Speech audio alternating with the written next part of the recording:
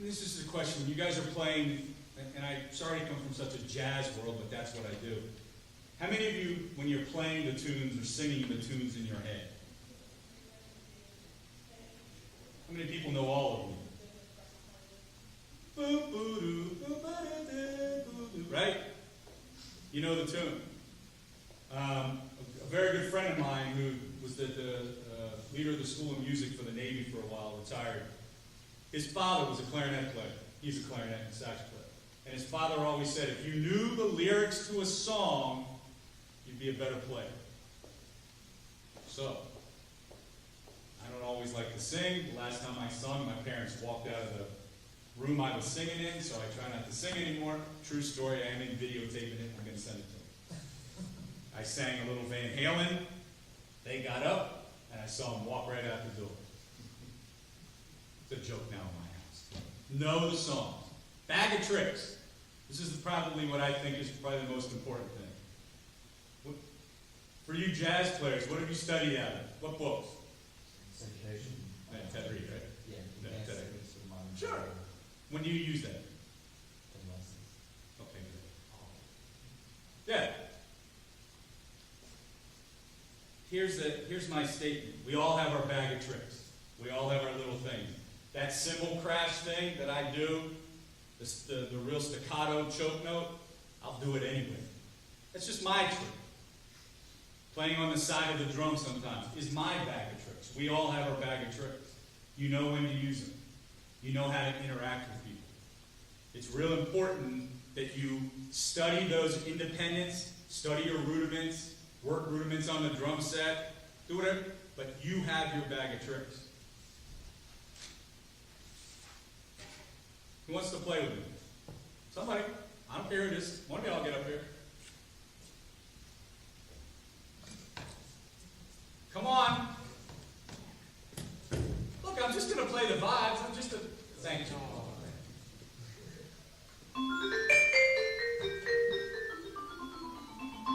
What do you want to play? You can use my sticks if you want. What kind of style? I don't know. All right. Now, how many drummers carry one of these with them? What's that little hand thing up? Sometimes it's in my locker. All right. Okay, all you drummers, go buy yourself a real book. I left my original one at home. It's falling apart that I bought at Shenandoah out of the back of somebody in the trunk when they were illegal. Okay? Because at one point they were illegal. And they got started by a couple guys in Berkeley who did it. And if you talk to Dr. Cook, Dr. Adams, they'll all tell you the book's wrong. Right? Yeah. Oh, those changes are wrong, those changes are wrong. Have the changes. Because to me, there's nothing funnier than when I look at a horn player and tell them that change was wrong. And they go, what do you mean that change was wrong? Change was wrong. No. Follow me, huh? Well, I don't care. Here's what we're going to do, by the way. We'll play, and then we're just going to trade back and forth. But when I'm trading, you have to keep playing. 1, 2, 2, 3.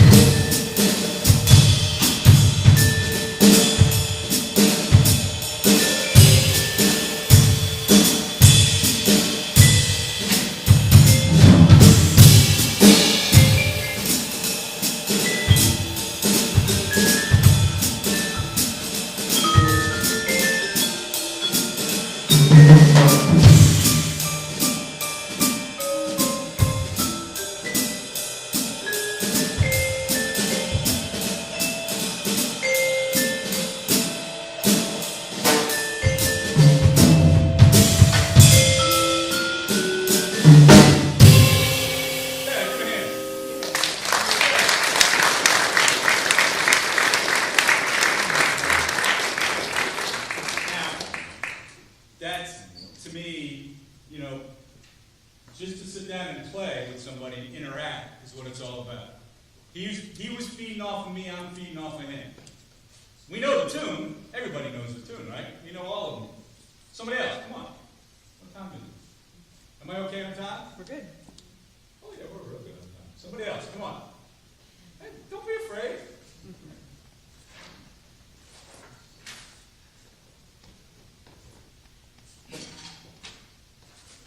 What do you want to play? What's that? Let's do it swing, I guess. Play Latin. But I want you to use your hands.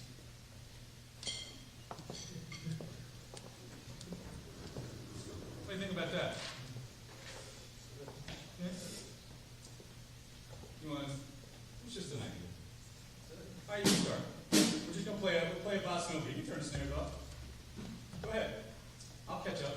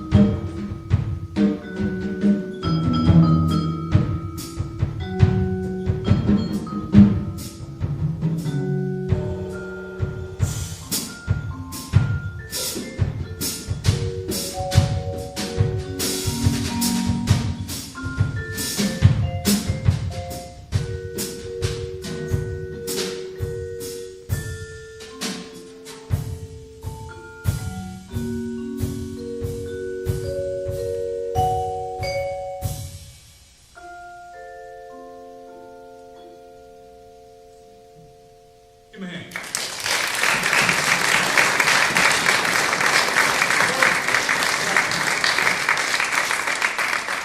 So, that's what this whole topic is about. Interacting, playing together. Being able to go in areas that who knows where it's going. We do it all the time when we're playing, right? All you guys that are playing in quartets and trios and stuff, we do it all the time.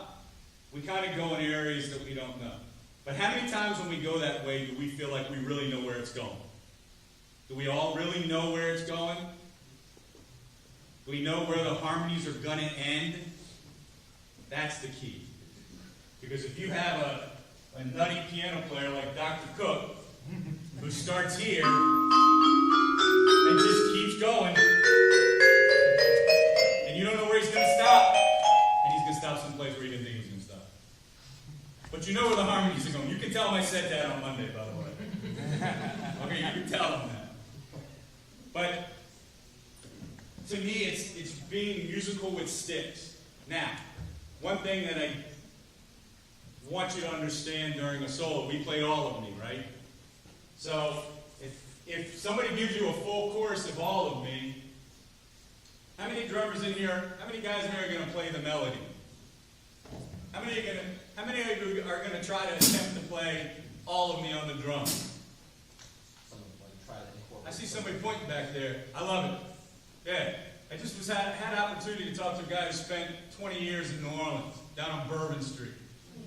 Okay? And we got in this conversation because he wants me to work with his daughter. And he said, the guys in New Orleans say this. He played Caravan. They said, here, take a chorus. He did a chorus.